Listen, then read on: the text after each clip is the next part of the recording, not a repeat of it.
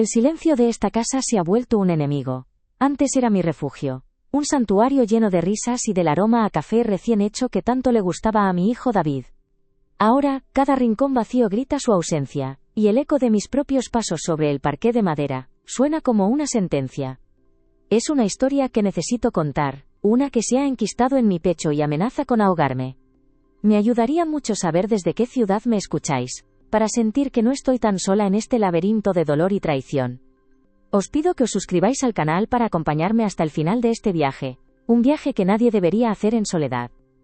Mi nombre es Elena. Hace apenas 3 meses, mi vida era un tapiz tejido con hilos de normalidad y afecto. Tenía a mi hijo, el pilar de mi existencia, y a mi nieto, Mateo, un sol de 5 años que iluminaba mis días. También tenía a Sofía, mi nuera. Siempre pensé en ella como la hija que nunca tuve, aunque he de admitir que siempre hubo una distancia en su mirada, una frialdad que yo atribuía a su carácter reservado. Qué equivocada estaba. El velo de la cordialidad familiar puede ocultar los abismos más oscuros del alma humana. Todo se derrumbó el día que un accidente de coche me arrebató a David. El dolor fue tan agudo, tan físico, que sentí como mi mundo se partía en dos. Durante las primeras semanas, Sofía y yo nos aferramos la una a la otra en un duelo compartido. Lloramos juntas, revisamos álbumes de fotos y nos consolamos con la presencia del pequeño Mateo, que aún no comprendía del todo por qué su papá ya no volvería para leerle cuentos por la noche. Creí, en mi ingenua pena, que aquella tragedia nos uniría para siempre. Pero el dolor, a veces, no une. A veces, saca a la luz la verdadera naturaleza de las personas, como un disolvente que corroe el barniz de las apariencias. Y la verdadera naturaleza de Sofía estaba hecha de ambición, y de un material mucho más frío que el mármol de la cocina. La primera señal fue sutil, casi imperceptible. Una semana después del funeral, mientras yo regaba las petunias que David y yo habíamos plantado en el jardín, la escuché hablar por teléfono en el salón. Su voz no era la de una viuda afligida. Era firme, calculadora. Hablaba de tasaciones, de activos, de cuentas bancarias. Se me heló la sangre. Aparté la regadera y me acerqué a la puerta entreabierta, con el corazón martilleándome en el pecho. Sí, por supuesto, decía ella. David era muy organizado, pero no tuvo tiempo de actualizar el testamento después de casarnos. La ley es clara. Como su esposa y madre de su único hijo, todo pasa a ser nuestro. Hizo una pausa, y su siguiente frase fue un puñal directo a mi alma. La casa también, claro. Es el activo principal. Necesito saber su valor de mercado cuanto antes. La casa. Esta casa. El lugar donde había vivido los últimos 15 años. El hogar que David me había comprado con el primer gran bonus que recibió en su trabajo. Recuerdo el día que me dio las llaves. Para ti, mamá, me dijo, con esa sonrisa que podía iluminar la habitación más oscura. Para que nunca te falte un techo, para que tengas tu jardín y tu paz. Es tuya. Sus palabras resonaban ahora en mi cabeza como un eco lejano y doloroso, mientras la mujer que él había amado planeaba vender mi paz al mejor postor. Decidí no decir nada en ese momento. Me convencí de que era el shock, que el miedo al futuro la estaba haciendo actuar de forma extraña. Quizás no se daba cuenta de lo que decía. Pero el nudo en mi garganta me decía otra cosa, una verdad que me negaba a aceptar. La tormenta apenas estaba comenzando. Los días siguientes fueron una tortura silenciosa. Sofía empezó a cambiar las cosas de sitio. Primero fue un jarrón, luego los cojines del sofá que a David le encantaban. Un día, llegué a la cocina y encontré una caja en el suelo con mis libros de recetas. Estoy haciendo un poco de espacio, Elena, dijo sin mirarme, mientras reorganizaba la despensa. Necesitamos ser más prácticos.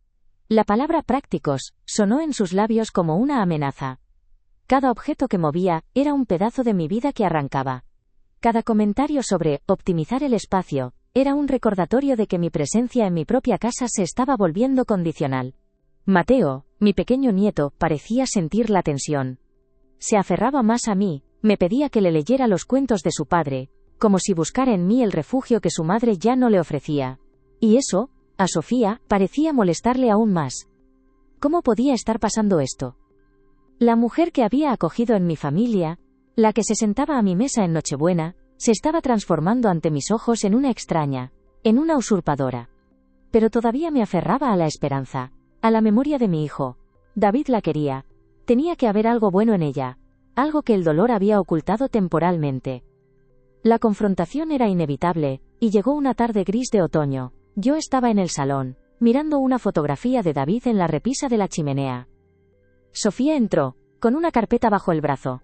Su rostro ya no mostraba ni rastro de pena. Solo había una determinación fría, casi metálica.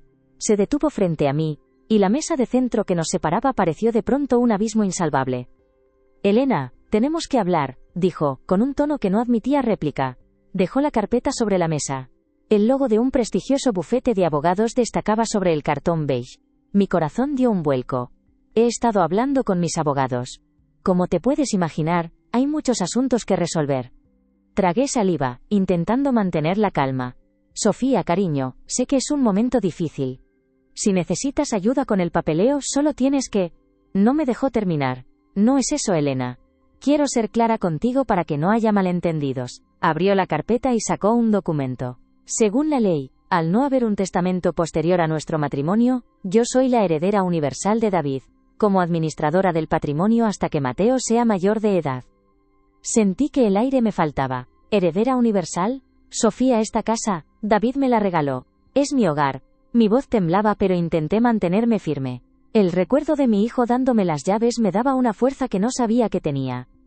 Pero ella ni siquiera parpadeó. Legalmente, la casa estaba a nombre de David, replicó, con una paciencia fingida que me erizó la piel. Fue un error por su parte no ponerla a tu nombre, supongo. Un descuido muy costoso para ti, me temo. La palabra costoso fue como una bofetada. No estaba hablando de sentimientos, ni de recuerdos, ni de promesas. Estaba hablando de dinero. Solo de dinero. La rabia empezó a burbujear en mi interior, desplazando al dolor. ¿Un descuido? Fue un regalo de un hijo a su madre. ¿Es que no tienes corazón?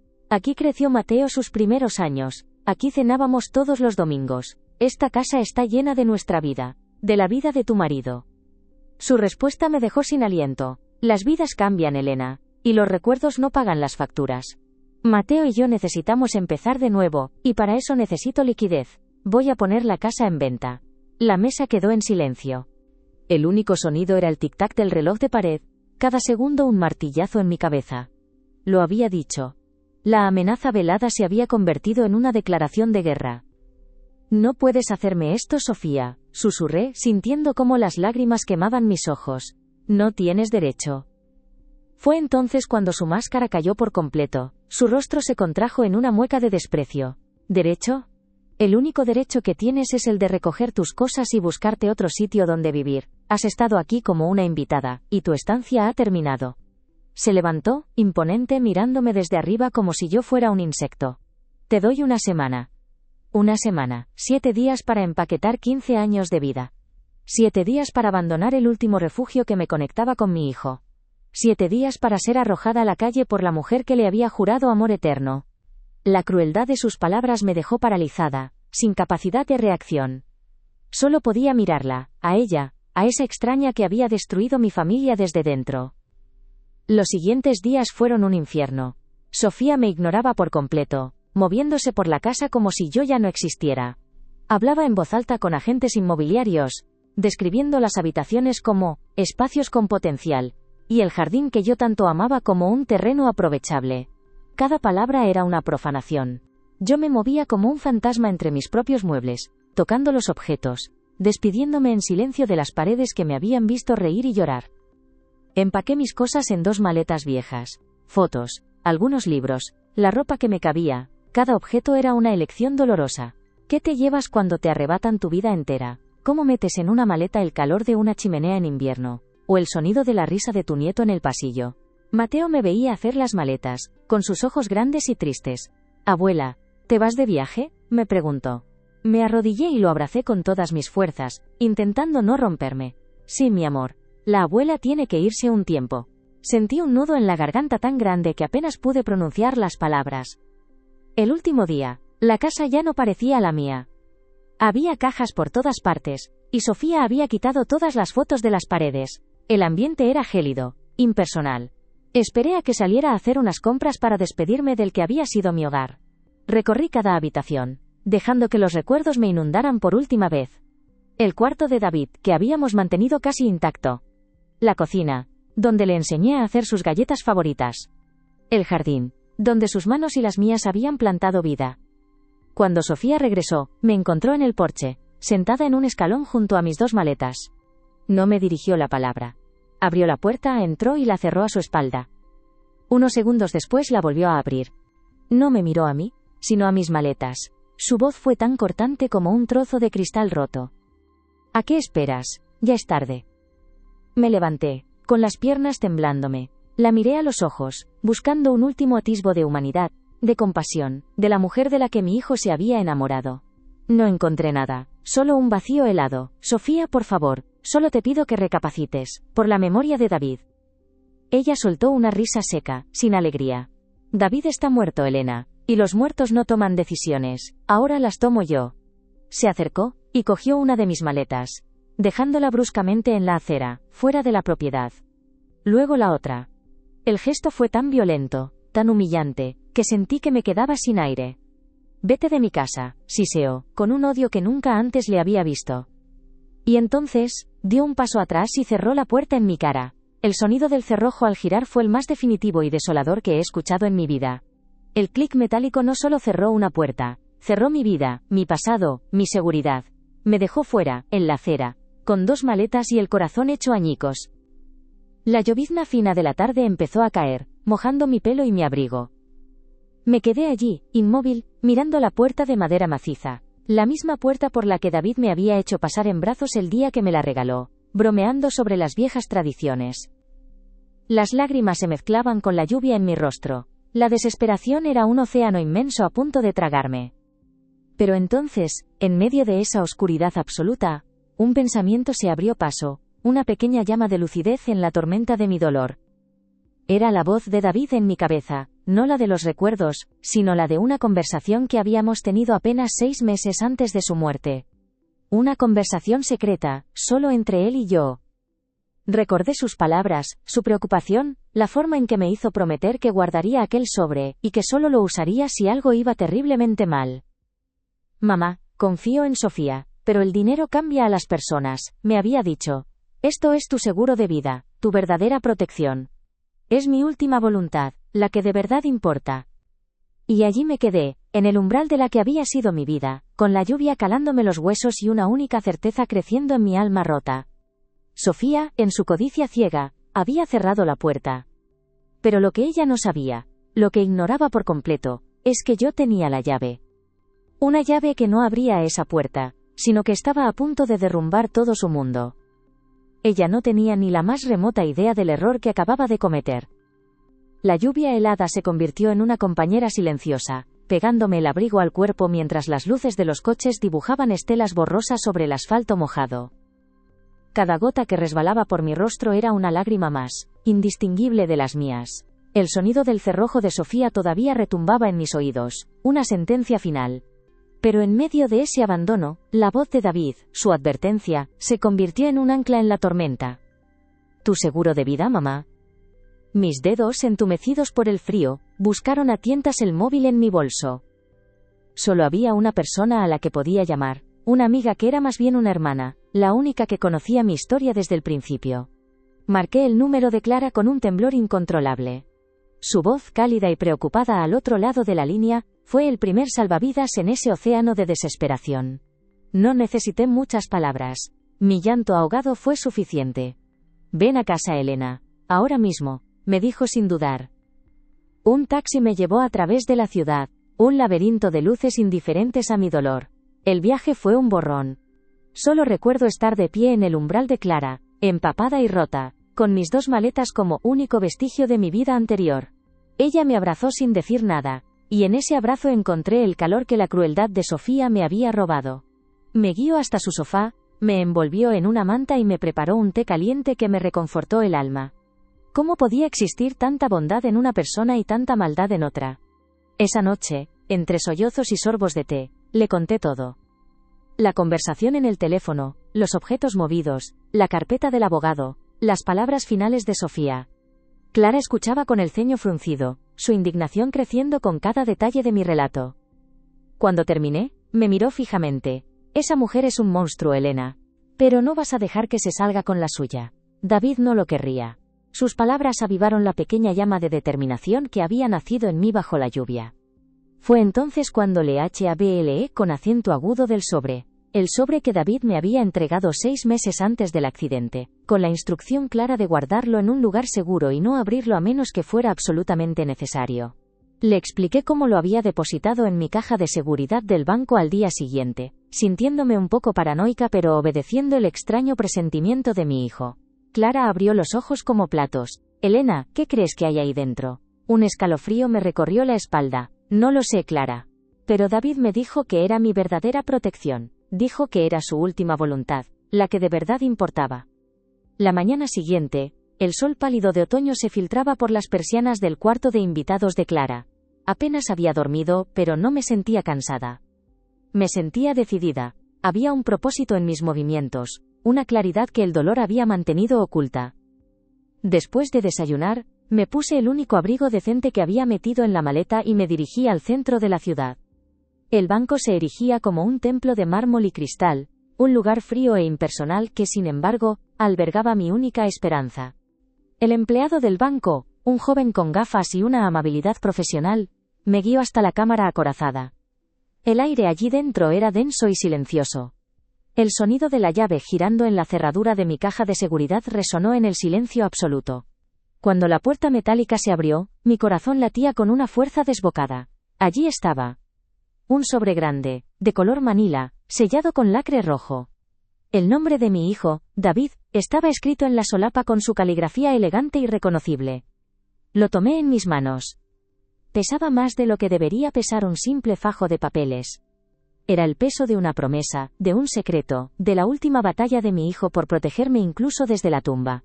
Por un momento, sentí la tentación de abrirlo allí mismo, en la fría soledad de la cámara.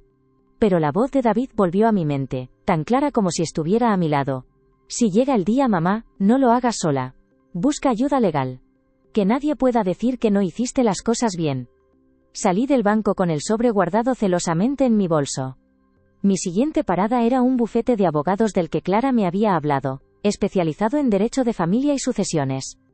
El nombre del socio principal era Ricardo Vega, un hombre con fama de ser implacable pero justo. Necesitaba a alguien así. Alguien que no se dejara intimidar por la fachada de viuda afligida de Sofía. La oficina de Ricardo Vega era todo lo contrario al caos de mis emociones. Era un espacio de orden, de libros encuadernados en piel y madera oscura. El propio Ricardo era un hombre de unos 50 años, con el pelo canoso y una mirada penetrante que parecía ver más allá de las palabras. Le conté mi historia intentando mantener la compostura, aunque mi voz se quebró varias veces al mencionar a David. Él escuchó pacientemente, sin interrumpirme, tomando notas en un bloc de cuero. Cuando terminé, me quedé en silencio, expectante. Él se reclinó en su silla, juntando las yemas de los dedos. Señora Elena, su situación es, por desgracia, más común de lo que parece. La ley de sucesiones sin testamento claro favorece al cónyuge supérstite. Legalmente, sin otro documento, Sofía tiene las de ganar. Sentí un pinchazo de pánico. ¿Y si el sobre no era suficiente? ¿Y si mi última esperanza era solo papel mojado? Pero, continuó él, y esa simple palabra me devolvió el aliento. Usted mencionó un sobre. Asentí y, con manos temblorosas, lo saqué de mi bolso y lo puse sobre su escritorio de caoba. Él lo examinó con curiosidad, notando el sello de lacre intacto. ¿Me permite?, preguntó. Asentí de nuevo, incapaz de hablar. Con un abrecartas de plata, rompió el sello con un cuidado casi quirúrgico. El pequeño crujido del lacre fue como un disparo en la quietud de la oficina. De dentro del sobre, Ricardo extrajo varios documentos. Los desplegó sobre la mesa y empezó a leer. Yo contenía la respiración, observando cada mínimo gesto de su rostro. Al principio su expresión era neutra, profesional. Pero a medida que sus ojos se movían por las páginas, vi cómo sus cejas se arqueaban ligeramente. Luego, un rictus de sorpresa cruzó su cara. Levantó la vista del papel y me miró, y por primera vez vi algo más que profesionalismo en sus ojos. Vi asombro. Señora Elena, dijo lentamente, como si estuviera eligiendo cada palabra con sumo cuidado. Esto no es solo un testamento, esto lo cambia todo. Se me heló la sangre, pero esta vez no fue por miedo, sino por una expectación electrizante. ¿Qué dice? Por favor, dígame qué dice. Ricardo carraspeó, ajustándose las gafas. Es un testamento hológrafo, escrito y firmado de puño y letra por su hijo. Y está perfectamente fechado, 2 meses antes de su fallecimiento, por lo que anula cualquier disposición anterior. Además, adjunta una carta personal dirigida a usted y otra, dirigida a Sofía. Hizo una pausa dramática. Y lo más importante, nombra a un albacea para asegurar que se cumpla su voluntad al pie de la letra. El alivio fue tan inmenso que sentí que iba a desmayarme. Las lágrimas volvieron a mis ojos, pero esta vez eran de gratitud, de esperanza. ¿Y la casa?, pregunté en un susurro. ¿Qué dice de la casa? Ricardo sonrió por primera vez, una sonrisa fina y segura. La casa, señora Elena, se la lega a usted, en usufructo vitalicio. Lo que significa que es suya para vivir en ella hasta el día de su muerte. Nadie puede echarla. Nadie puede venderla sin su consentimiento. Pero había algo más en su mirada, algo que me decía que la historia no terminaba ahí. La codicia de Sofía la había llevado a cometer un error, pero yo no era ingenua. Sabía que no se rendiría sin luchar. ¿Qué más, Ricardo? Siento que hay algo más que no me está contando. Él asintió, su rostro volviéndose serio de nuevo. David fue muy meticuloso. Dejó estipulado que, si su esposa intentaba impugnar el testamento o actuaba de mala fe contra usted, una cláusula específica entraría en vigor.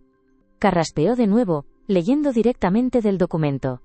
Si mi esposa, Sofía, antepone sus intereses económicos al bienestar de mi madre, demostrando así una falta de respeto a mi memoria y a la mujer que me dio la vida, su parte de la herencia líquida será revocada y transferida a un fondo fiduciario para la educación de mi hijo Mateo, administrado exclusivamente por mi madre, Elena. La mesa quedó en silencio. Las palabras de David resonaban en el aire, un testamento no solo de sus bienes, sino de su carácter, de su amor por mí, y de su profundo conocimiento de la mujer con la que se había casado.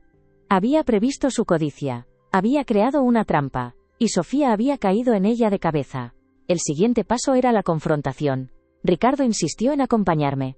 «Es mejor que esté presente un testigo legal», dijo. «Las reacciones en estas situaciones pueden ser impredecibles». 2 días después volvimos a la casa, mi casa. Mi corazón martilleaba contra mis costillas mientras caminaba por el sendero de piedra que tantas veces había recorrido. La puerta que se había cerrado en mi cara ahora se abría ante nosotros.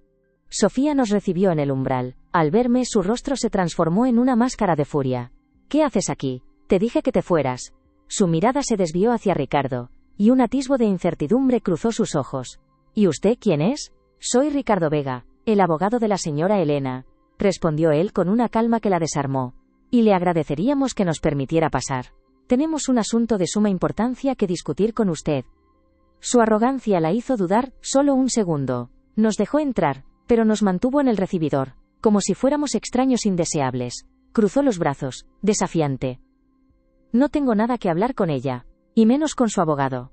La casa se pone a la venta mañana. Deberías estar buscando un apartamento, Elena, en lugar de gastar el poco dinero que te quede en abogados que no pueden ayudarte». Fue entonces cuando Ricardo, con un movimiento lento y deliberado, sacó una copia del testamento de su maletín. «Me temo que se equivoca, señora, la casa no se vende. Y mi clienta no va a ninguna parte», le tendió el documento. Sofía lo miró con desdén, pero la curiosidad la venció, lo arrebató de su mano y empezó a leer. Vi el color desaparecer de su rostro. Sus ojos recorrían las líneas con incredulidad, luego con pánico y finalmente con una rabia pura y desatada. Su mano temblaba, haciendo crujir el papel. Cuando levantó la vista, sus ojos eran 2 pozos de odio. «Esto es una farsa, una falsificación. Esta vieja desesperada lo ha inventado todo». Su voz se elevó hasta convertirse en un grito agudo que resonó en toda la casa. Soltó una carcajada, una risa histérica y cruel que me heló la sangre. «¿De verdad crees que un juez va a creer esto? ¿Un papelucho escrito a mano? David me amaba, jamás me haría algo así». Me miró, y su desprecio era tan palpable que casi podía tocarlo. «Haré que te metan en la cárcel por fraude, vieja bruja. Lo juro». Es increíble cómo el veneno de una persona puede intentar contaminarlo todo. Sofía estaba dispuesta a destruir la memoria de su propio marido para salirse con la suya. Os pido que os suscribáis al canal y me dejéis en los comentarios qué pensáis de su reacción. ¿Creéis que el amor puede convertirse en un odio tan profundo cuando hay dinero de por medio? Ricardo no se inmutó. «El testamento es perfectamente legal, señora. Y tenemos expertos calígrafos que pueden verificar la letra de su difunto marido en cuestión de horas. Además, hay una carta para usted, su marido se la escribió». Sacó la segunda carta del maletín. Esa se la entregó él mismo. Sofía la abrió con dedos torpes. Su contenido debía ser devastador, porque tras leer las primeras líneas se quedó sin aire, como si le hubieran dado un puñetazo en el estómago. Se apoyó contra la pared, pálida como un fantasma. El papel se deslizó de sus dedos y cayó al suelo. Por un brevísimo instante, creí ver en ella el dolor de la traición, el dolor de una mujer que descubría que su marido conocía su verdadera naturaleza. Pero ese atisbo de vulnerabilidad desapareció tan rápido como había llegado, reemplazado por una astucia fría y calculadora. Levantó la cabeza, y su mirada había cambiado. Ya no era solo rabia, ahora era algo mucho más peligroso: estrategia. De acuerdo, dijo con una voz extrañamente calmada. Quizás David estaba confundido. Estaba bajo mucho estrés en el trabajo. Quizás tú lo manipulaste, Elena. La acusación me golpeó, pero ya no tenía el mismo poder. Yo tenía la verdad de mi lado. Pero no voy a pelear, continuó, y su tono conciliador me puso en alerta máxima. No quiero un escándalo, por Mateo. Usó el nombre de mi nieto como un escudo, como un arma. Si esto es lo que David quería, que te quedes en la casa, lo aceptaré. No quiero más dolor para mi hijo. Sentí un nudo en la garganta. ¿Era posible que hubiera recapacitado? ¿Que la carta de David la hubiera hecho entrar en razón? Ricardo me lanzó una mirada de advertencia. Pero yo, en mi deseo de paz, en mi anhelo por recuperar a mi nieto, quise creerle. Gracias, Sofía, dije, con la voz temblorosa. Es lo único que te pido. Que respetes su memoria y que me dejes estar cerca de Mateo. Ella asintió, forzando una sonrisa que no le llegaba a los ojos. Por supuesto, Elena. Somos familia, después de todo. Los días siguientes fueron extrañamente tranquilos. Sofía retiró la casa del mercado. Me permitió volver a instalarme en mi habitación. Incluso me dejó pasar tiempo con Mateo, que me abrazó como si no me hubiera visto en años. Había una tregua tensa, una paz frágil que yo me esforzaba por mantener. Ricardo me advirtió que no bajara la guardia, que su cambio de actitud era demasiado repentino, demasiado conveniente. Pero yo quería creer. Necesitaba creer que aún quedaba algo de la mujer que mi hijo había amado. Una tarde, mientras jugaba con Mateo en el jardín, recibí una llamada. Era de Javier, el mejor amigo de David. Eran como hermanos desde la universidad. Javier estaba destrozado por la muerte de David, y me había llamado varias veces para darme el pésame. Elena, ¿cómo estás?, me preguntó. Su voz sonaba preocupada. He hablado con Sofía. Me ha contado lo del testamento. No puedo creer que David hiciera algo así. Sentí una punzada de incomodidad. Javier, es complicado. David solo quería protegerme. Lo sé, me interrumpió. Pero Sofía está destrozada. Se siente traicionada. Y me preocupa. Me ha pedido que la ayude, que sea testigo de que David no estaba en su sano juicio cuando escribió eso. Dice que tú lo presionaste. La sangre se me fue a los pies. Sofía no se había rendido. Estaba moviendo sus piezas en la sombra. Javier, eso no es verdad, y tú lo sabes, le supliqué. Conocías a David mejor que nadie. Sabes que él nunca se dejaría manipular. Hubo un silencio al otro lado de la línea. Un silencio que se alargó demasiado. Elena, dijo finalmente, y su tono había cambiado. Era frío, distante. David amaba a Sofía. Y yo soy el padrino de Mateo. Mi deber es proteger su futuro. Y su futuro está con su madre. El teléfono se me resbaló de la mano y cayó sobre el césped. Las palabras de Javier eran puñales. No solo se negaba a ayudarme, sino que se estaba poniendo del lado de ella. Le iba a servir de testigo para intentar anular la última voluntad de su mejor amigo. Y entonces todo encajó. La calma de Sofía, su supuesta aceptación. No era una rendición, era una retirada estratégica para reunir a sus aliados. Me había dado una falsa sensación de seguridad mientras, por la espalda, afilaba los cuchillos. Y el primer cuchillo me lo acababa de clavar la persona que yo creía que sería mi mayor defensor, el hermano de mi hijo. La traición era tan profunda, tan inesperada, que me dejó sin aire. Comprendí en ese instante que esta guerra no había hecho más que empezar, y que Sofía no luchaba sola. El teléfono cayó de mi mano sobre el césped húmedo, pero yo no sentí nada. El frío no era nada comparado con el hielo que se extendía por mis venas. Javier. El hermano que mi hijo eligió. Las risas compartidas en las barbacoas de los domingos, las palmadas en la espalda, las promesas de cuidar el uno del otro, todo se había convertido en cenizas. La traición de Sofía era la de una enemiga, la de Javier era la de un apóstata, la de un Judas que vendía la memoria de su mejor amigo no por 30 monedas, sino por la comodidad de no enfrentarse a una mujer manipuladora.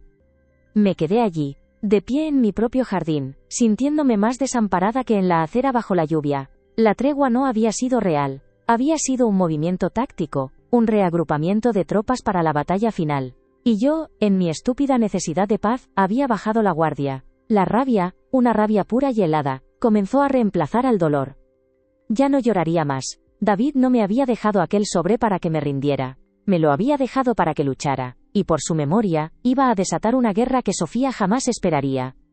Esa misma tarde llamé a Ricardo. Le conté la conversación con Javier, mi voz desprovista de cualquier temblor. Era la voz de una generala planeando su contraataque. Ricardo suspiró al otro lado de la línea. Lo imaginaba Elena. Era demasiado fácil. Sofía va a por todas. Impugnar el testamento alegando incapacidad mental es una de las tácticas más sucias que existen. Intentarán pintar a David como un hombre inestable, deprimido, fácilmente influenciable por usted. Pero eso es mentira, repliqué apretando los puños. David era la persona más lúcida y fuerte que he conocido. Lo sé, dijo Ricardo con calma. Pero en un juzgado, la verdad a veces se entierra bajo montañas de mentiras bien contadas. Y tener a su mejor amigo como testigo estrella, es un golpe muy bajo y muy efectivo. Necesitamos prepararnos, Elena. Esto se va a poner muy feo. La casa se convirtió en un campo de batalla silencioso. La falsa amabilidad de Sofía se desvaneció, reemplazada por una hostilidad pasiva que envenenaba el aire. Empezó a usar a Mateo como su arma más cruel. Si yo estaba en el salón, ella se lo llevaba a su cuarto a jugar a algo más tranquilo. Si le preparaba su merienda favorita, ella aparecía con un batido, mucho más sano. Cada gesto era un recordatorio de mi posición, una forma de decirme que mi nieto también me sería arrebatado. Mateo está muy confundido con todo esto, Elena, me dijo una tarde, con una falsa preocupación en la voz. Creo que por su bien, deberíamos limitar vuestras interacciones. Necesita una rutina estable, sin la interferencia de toda esta tensión. Se me heló la sangre. Estaba construyendo un muro entre mi nieto y yo, ladrillo a ladrillo. Y yo no sabía cómo derribarlo sin hacerle daño al niño. La tensión finalmente explotó una noche en la cocina. Yo estaba preparando la cena, algo que siempre me había relajado. Sofía entró, dejó su bolso sobre la encimera con un golpe seco y me miró con un desprecio que ya no intentaba disimular. ¿Sabes? He estado pensando, comenzó, su voz afilada como un cuchillo. Es increíble hasta dónde eres capaz de llegar. Falsificar un documento, manipular la memoria de tu propio hijo, todo por quedarte en una casa que no te pertenece. Dejé el cuchillo sobre la tabla de cortar y me giré para encararla. La nueva Elena, la que nació de la traición de Javier, tomó el control. La única que ha manipulado algo aquí eres tú, Sofía. Manipulaste a mi hijo para que se casara contigo, y ahora intentas manipular a sus amigos para robar lo que es mío y de tu propio hijo. Ella soltó una carcajada amarga. ¿Tuyo? No tienes nada, Elena. Eres una vieja que ha vivido de su hijo toda su vida, un parásito. Y ahora que él no está, pretendes seguir haciéndolo. Pero se acabó. Esta casa, el dinero, todo es de Mateo. Y yo soy su madre. Yo decido. Tú no decides sobre la última voluntad de tu marido, le grité, mi voz resonando en la cocina. Una voluntad que tuvo que escribir porque sabía perfectamente quién eras. Sabía que en cuanto él faltara tu verdadera cara saldría a la luz. Se acercó a mí, invadiendo mi espacio personal, su rostro contraído por la furia. Tú no sabes nada de mi matrimonio. No tienes ni idea de lo que David sentía o pensaba. Estabas demasiado ocupada jugando a la madrecita perfecta en tu jardín de rosas. Su veneno era tan potente que me hizo retroceder un paso. Pero yo no iba a ceder. Sé que mi hijo era un hombre bueno y confiado. Y sé que tú te aprovechaste de eso. Su respuesta fue un susurro siseante cargado de una malicia que me heló hasta los huesos. Te vas a arrepentir de esto, Elena. Cuando acabe contigo, no solo no tendrás esta casa. Desearás no haber encontrado nunca a ese estúpido sobre. Se dio la vuelta y salió de la cocina, dejándome temblando. No de miedo, sino de una ira justiciera. Me había declarado la guerra abiertamente. Y yo iba a necesitar más munición que un simple testamento. Al día siguiente, con la casa sumida en una calma tensa, tomé una decisión. Necesitaba entender por qué David había llegado a ese extremo. Necesitaba pruebas, no solo de su lucidez, sino de sus motivos. Subí al desván, un lugar que no había visitado desde su muerte. El aire olía a polvo y a recuerdos. Cajas etiquetadas con su letra, sus proyectos de la universidad, sus viejos diarios de adolescente. Buscaba algo, cualquier cosa, que me diera una pista. Durante horas, revisé papeles, cartas y fotografías. El dolor era un compañero constante, cada objeto un recuerdo punzante de lo que había perdido. Estaba a punto de rendirme cuando mis ojos se posaron en una vieja caja de madera, que él usaba para guardar sus documentos importantes antes de tener una caja fuerte. Estaba casi vacía, pero en el fondo, bajo una carpeta de viejos contratos, había un pequeño dispositivo de memoria USB. Era de un modelo antiguo, uno que no le había visto usar en años. ¿Por qué lo guardaría aquí? Con el corazón en un puño, bajé a su antiguo despacho. Sofía había dicho que lo vaciaría, pero aún no lo había hecho. Conecté el USB al ordenador portátil de David. La pantalla parpadeó y apareció una única carpeta protegida por contraseña. Sentí un nudo en la garganta. ¿Cuál podría ser? Probé su fecha de nacimiento, la de Mateo, nuestro aniversario de boda. Nada. Estaba a punto de darme por vencida cuando recordé un nombre, el nombre de su perro de la infancia, el que siempre decía que había sido su primer amigo de verdad, Toby 1985. Lo tecleé. La carpeta se abrió. Mi respiración se quedó atrapada en mis pulmones, lo que vi en la pantalla me dejó sin aliento. No eran cartas de amor ni proyectos de trabajo. Eran extractos bancarios. Docenas de ellos, meticulosamente escaneados. Pertenecían a una cuenta que yo no conocía, una cuenta a nombre de Sofía. Y en esos extractos se detallaban transferencias periódicas, cantidades importantes de dinero que salían de la cuenta conjunta que tenía con David. Pero lo peor no era eso. Lo peor era el destinatario de esas transferencias. No era una cuenta de ahorros ni un fondo de inversión. El dinero iba a parar a una cuenta personal a nombre de un hombre, Alejandro Torres. Y junto a los extractos, había una serie de correos electrónicos. Eran de Sofía a este hombre. Hablaban de planes, de un futuro juntos, de nuestro nido, de cómo pronto seremos libres. Los correos estaban fechados en los meses previos a que David escribiera su testamento. Se me heló la sangre. No era solo codicia, era una traición de la peor especie. Sofía no solo le estaba robando a mi hijo, estaba planeando abandonarlo, llevándose su dinero para empezar una nueva vida con otro hombre. David lo había descubierto. Y en lugar de enfrentarla, en lugar de provocar un escándalo que destrozaría a su familia, actuó en silencio. Escribió ese testamento. Creó esa cláusula.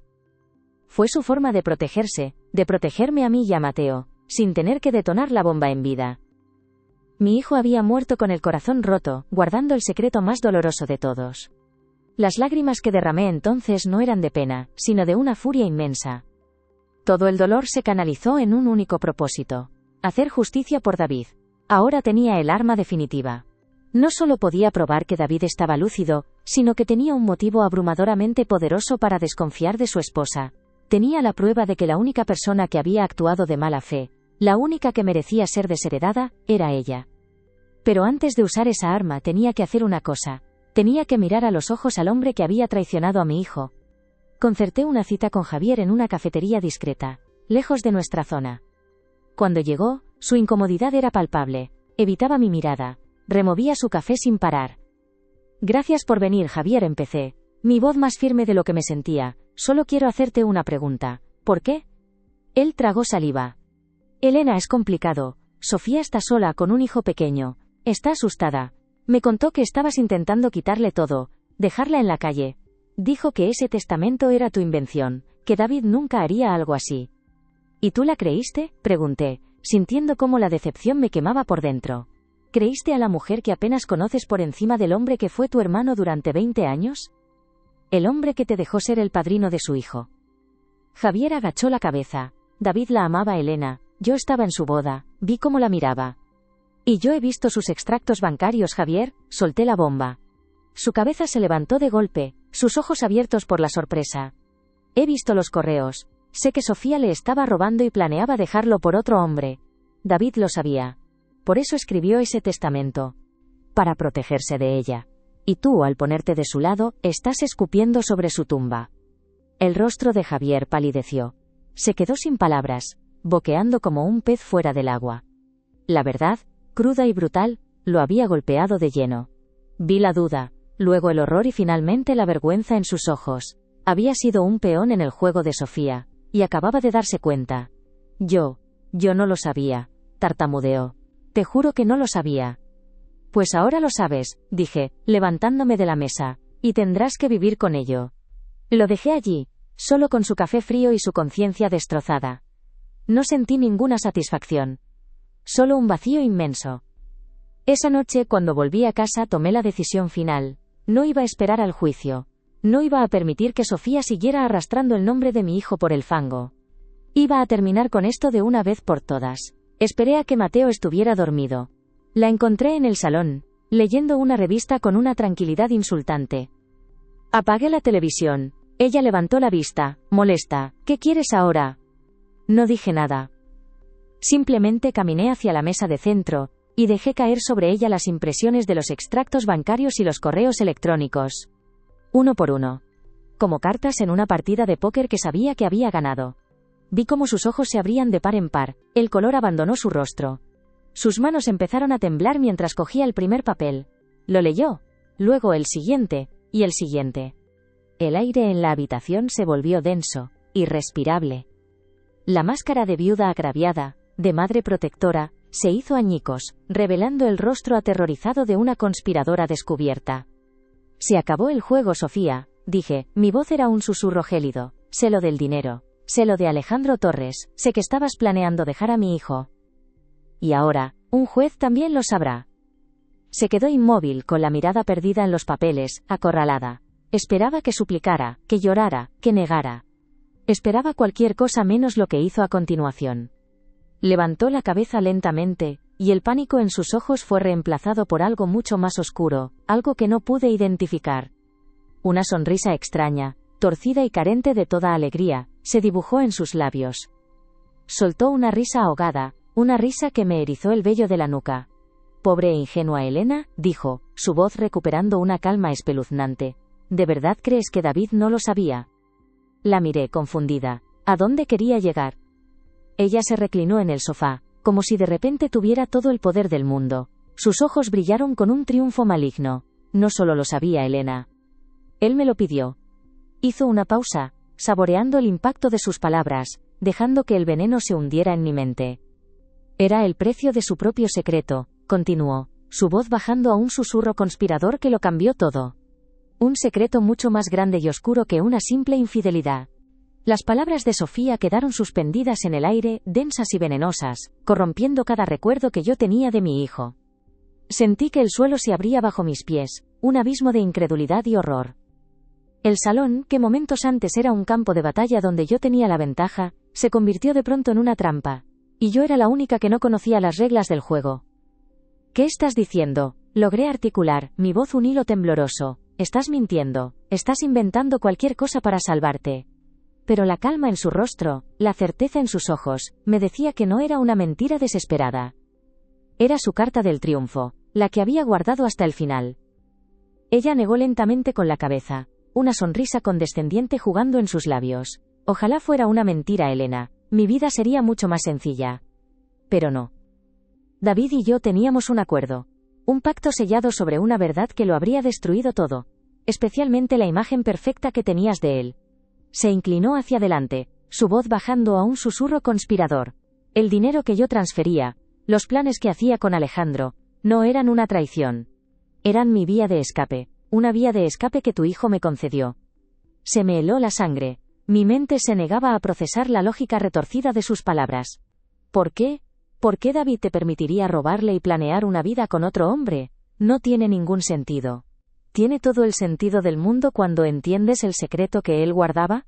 Replicó, su mirada fija en la mía, disfrutando de mi confusión, de mi dolor. El accidente de coche, Elena, la tragedia que nos lo arrebató, no fue un accidente. Cada palabra era un martillazo en mi pecho, me quedé sin aire. El mundo empezó a girar a mi alrededor, las luces del salón se volvieron borrosas. ¿Qué quieres decir?, susurré. David no murió por un despiste en la carretera, continuó Sofía, implacable. David se quitó la vida. Dirigió el coche contra ese árbol a propósito. Lo planeó para que pareciera un accidente, por el seguro, por Mateo, por ti, para que nadie supiera la verdad. No, grité, el sonido desgarrado saliendo de lo más profundo de mi alma. No es verdad. Mi hijo amaba la vida, amaba a su hijo. Jamás haría algo así. Me levanté, temblando de rabia y de un miedo atroz a que estuviera diciendo la verdad. Pero Sofía no se inmutó. Su calma era la prueba más aterradora. Amaba a Mateo, sí, pero ya no se amaba a sí mismo. Estaba roto, Elena. Hundido en una depresión que te ocultó a ti y a todos los demás. Llevaba meses luchando, yendo a terapia a escondidas. Pero había algo más, algo que lo empujó al límite. Hizo una pausa, dejando que el horror se asentara en mi corazón. Unas semanas antes de morir, tuvo otro accidente, uno del que nadie supo. Volvía tarde del trabajo, llovía, se durmió al volante solo un segundo. Atropelló a alguien, Elena. Un hombre que cruzaba la calle, lo mató. El mundo se detuvo, el tiempo se congeló. Las palabras "lo mató" resonaron en el silencio de la habitación como una campana fúnebre. Me derrumbé de nuevo en el sofá, mi cuerpo incapaz de sostenerme. No podía ser. Mi David, mi niño bueno, mi hombre íntegro, un asesino. Huyó, continuó Sofía, su voz ahora desprovista de malicia, casi monótona, como la de quien relata un hecho consumado. El pánico se apoderó de él y huyó. Nunca lo encontraron.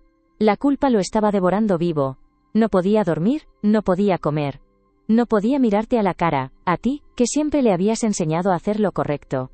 No podía vivir consigo mismo. Fue entonces cuando me lo confesó todo. Prosiguió. Una noche, entre lágrimas, me contó lo del atropello, la culpa, su deseo de desaparecer. Me suplicó que no dijera nada. Y me hizo una oferta. No puedo darte la felicidad, me dijo, pero puedo darte la libertad. Coge el dinero que necesites, búscate a otro hombre. Rehaz tu vida. Solo te pido una cosa. Cuando yo ya no esté, cuida de Mateo, y no dejes que mi madre se hunda. Y jamás reveles la verdad. El rompecabezas encajó. Las piezas, horribles y afiladas, encontraron su lugar, formando una imagen monstruosa. El testamento. La cláusula. La casa para mí. El fondo para Mateo. No era una trampa para ella. Era su carta de suicidio. Su forma de asegurarse de que las dos personas que más le importaban, su hijo y su madre, estuvieran a salvo, mientras él pagaba su deuda de la única forma que creía posible. Y el dinero para Sofía era el precio de su silencio. Levanté la vista, mis ojos anegados en lágrimas que no sabía que me quedaban. Miré a Sofía, y por primera vez no vi a una usurpadora, sino a la guardiana de un secreto terrible. Una mujer que, a su manera retorcida, había cumplido parte de su promesa. «¿Cómo sé que no mientes?», susurré, aferrándome a una última brizna de esperanza. Ella suspiró, un gesto de cansancio, como si la batalla la hubiera agotado tanto como a mí. «No tienes por qué creerme, pero si quieres la verdad, búscala tú misma». En el garaje, en la guantera de su coche, el que la policía apenas revisó. Dejó una nota. Una que nunca tuvo el valor de dejar a la vista. «Léela, Elena. Y luego dime si miento». El camino hacia el garaje fue el más largo de mi vida. Cada paso era una tortura. El aire frío y el olor a gasolina me recibieron como un mal presagio. Allí estaba su coche, cubierto por una fina capa de polvo. Un mausoleo de metal y cristal. Abrí la puerta del copiloto, el sonido chirriante, un grito en el silencio. Mis manos temblaban tanto que apenas podía abrir la guantera. Dentro, entre los papeles del seguro y un mapa de carreteras viejo, había un sobre blanco. No tenía destinatario. Mi nombre no estaba escrito en él. Era una carta para el mundo, o para nadie. La saqué, mis dedos dejando una marca en el polvo del salpicadero. Volví al salón. Sofía no se había movido, me esperaba, con la mirada fija en el suelo. Me senté frente a ella y abrí el sobre. Era la letra de David, inconfundible, pero temblorosa, quebrada. Asterisco, si alguien lee esto, es porque ya no estoy. Y porque ya no puedo seguir soportando el peso de lo que hice. No fue un accidente. Nada de esto lo ha sido. Hace un mes, le quité la vida a un hombre inocente. Fui un cobarde. Huí. Y esa cobardía me ha perseguido cada segundo desde entonces. No puedo vivir con este monstruo dentro de mí. No puedo mirar a mi hijo a los ojos, ni a mi madre, sabiendo que el hombre que ven no es más que una farsa. Mamá, perdóname. Te he fallado. Eres la mejor persona que conozco, y no merecías un hijo como yo. Sofía. Gracias por guardar mi secreto. Sé libre. Mateo. Mi niño. Mi sol. Papá te quiere más que a nada en el universo. Por favor, sé el hombre que yo no pude ser. Sed felices. Es lo único que pido. Adiós. Asterisco. El papel cayó de mis manos. Un sollozo seco se escapó de mi garganta. Un sonido animal, primario. El dolor era tan inmenso, tan absoluto, que me rompió por dentro. Lloré por mi hijo, por el hombre torturado que se escondía tras su sonrisa. Lloré por el hombre anónimo que murió en una carretera oscura. Lloré por mi nieto que crecería sin su padre. Lloré por mí, por la venda que acababa de ser arrancada de mis ojos de la forma más brutal. Sofía y yo nos quedamos en silencio durante un tiempo que pareció una eternidad, unidas por el eco de la confesión de David. El odio entre nosotras se había disuelto, reemplazado por una pena compartida, por el peso insoportable de una verdad que ahora nos pertenecía a las dos. Finalmente, fui yo quien habló. Mi voz era ronca, irreconocible. ¿Qué hacemos ahora? Ella levantó la vista, y en sus ojos vi un atisbo de la mujer que mi hijo debió de ver alguna vez. Una mujer perdida, asustada. No lo sé, Elena. He intentado odiarte estas últimas semanas. Me convencí a mí misma de que eras mi enemiga, de que me lo estabas quitando todo.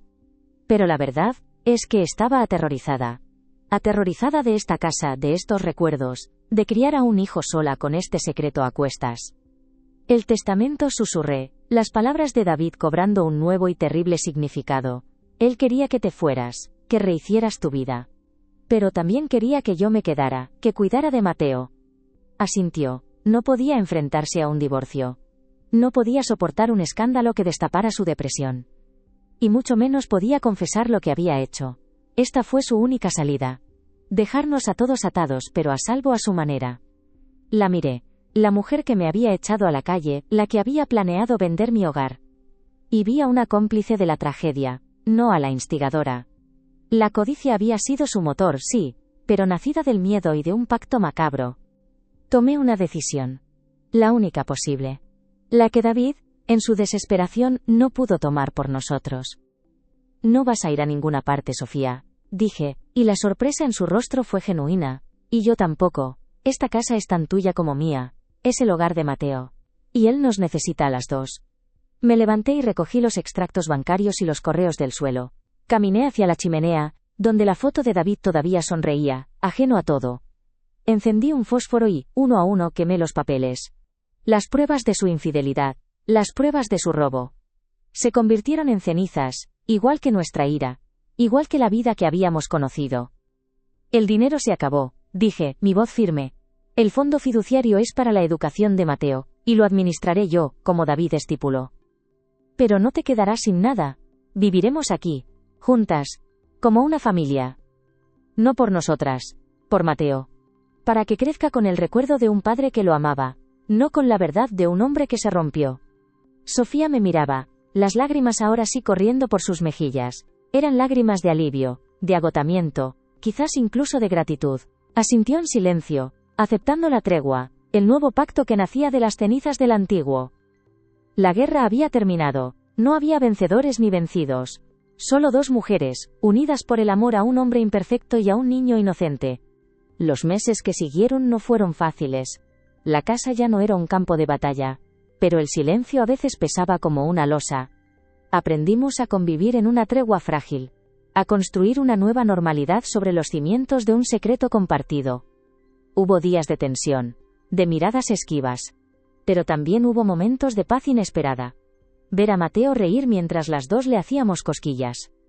Preparar la cena juntas en la cocina, en un silencio que ya no era hostil sino comprensivo. Descubrimos que no necesitábamos ser amigas. Solo necesitábamos ser las abuela y la madre de Mateo, y eso, por el bien del niño, era suficiente. A veces por la noche, me siento en el porche, en el mismo escalón donde me senté con mis maletas aquella tarde lluviosa.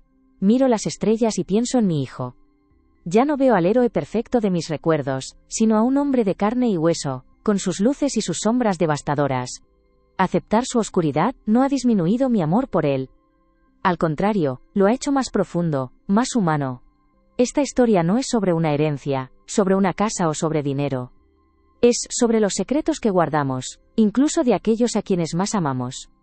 Es sobre cómo las personas no son blancas o negras, sino 1.000.000 de tonos de gris.